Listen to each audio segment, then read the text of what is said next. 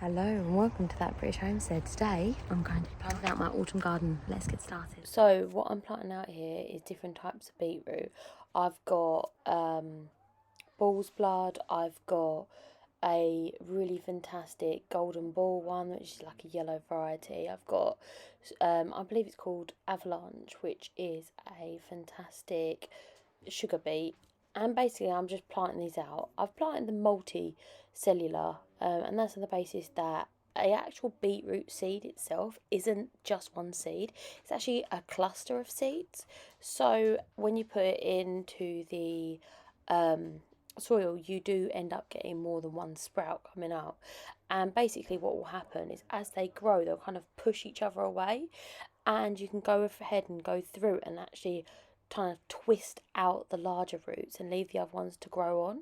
Or you could let them grow large and then twist out the largest roots, and then you'll have like some baby roots around it, which I know I quite like to do sometimes depending on what I'm going to be doing for dishes. And I think it's quite nice to have that sort of variety. I really like the different colours. I'm not massively fond of the red beetroot, like Bull's Blood or Detroit or Cylindrica is another one.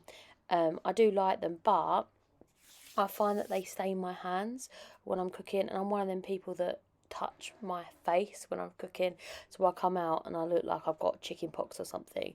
So I tend to go towards the white and the yellow and even the candied beetroot, because it has that fantastic beetroot flavour, but it doesn't necessarily stain your clothes. And if you don't like the earthiness and you think to yourself, I don't like beetroot, then of course, if you go for like the yellow ones, or if you do go for the white ones, you're more likely to get like a sweeter flavour. I do go ahead and plant these in modules. I like to plant pretty much everything in modules because I get a much better success rate in modules, and I can plant them out when they're that little bit stronger, so they're less likely to be attacked by any sort of pest. The only thing, of course, you can't actually plant in modules, well, one of the only things is carrots, because they just don't transfer. Parsnips as well, I think, which is always very surprising because you always find them in the garden centre in a pack, and you're thinking, well, they're going to not work, are they? You can plant them out, but they just become very twisted. So I'm quite excited about this because they are able to be planted out. So as you can see here, I'm not even digging this earth. This earth is so light and fluffy. This is where I had my potatoes before. I harvested this bed, and then I decided not to put another bed of potatoes in, because we only need so many for Christmas, because we only have one member of our family who actually eat potatoes. I don't eat potatoes, and my daughter doesn't actually eat potatoes at all. She just can't bear them. So it's only my partner, Bob, who does actually enjoy a potato. We're just going to go ahead and have the two beds for a Christmas harvest, because to be honest, I have something like 60 kilos of potatoes at the moment, and that will see him through because he doesn't eat potatoes every single night.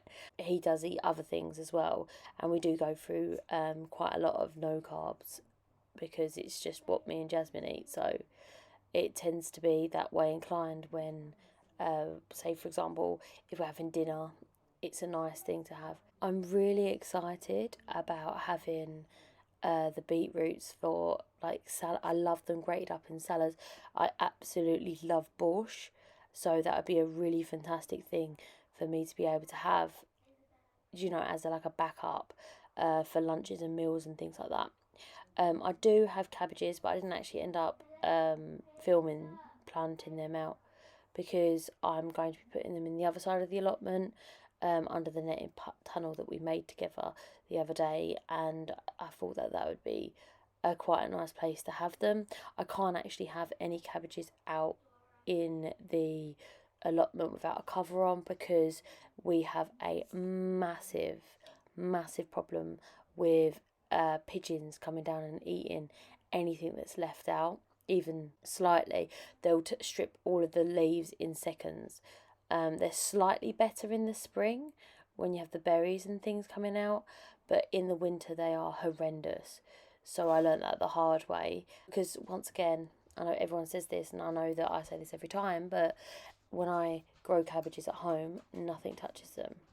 I put nematodes on for the cabbage white butterflies, but no birds will touch them because they just don't round our area. However, we're at the allotment, there's tons and tons and tons and tons of pigeons that will happily come down and eat cabbage leaves, which is very interesting if you think about it, because my allotments are always only a couple of miles away from your house, and the pests that you would get at an allotment are night and day to the ones that you get in your house. For example, in my back garden, I can grow beetroot, don't have to cover it. In my front garden, I cannot grow beetroot unless I cover it, because there's so many sparrows that absolutely love beetroot leaves. And I just think it's so interesting how even with like a little bit of space, right, you have a completely different growing environment, different pests, different issues, different everything. And I think it's just absolutely fascinating. Even like the where the sun sort of comes up and goes down will affect your garden massively if it's south facing or north facing. But I just think the pest pressures and the pest damages are sometimes massively different in just different parts of even the same garden. So it's very interesting to think about. So basically, this is what I think about when I'm doing things like planting out. Most of the time when I'm planting this beetroot, I'm comparing and contrasting the differences between home and being at the allotment. I'm going to be planting out my whip. Thank you so much for watching, and if you haven't already, please consider subscribing. It really does help us out. Right, I'll see you next time. Bye bye.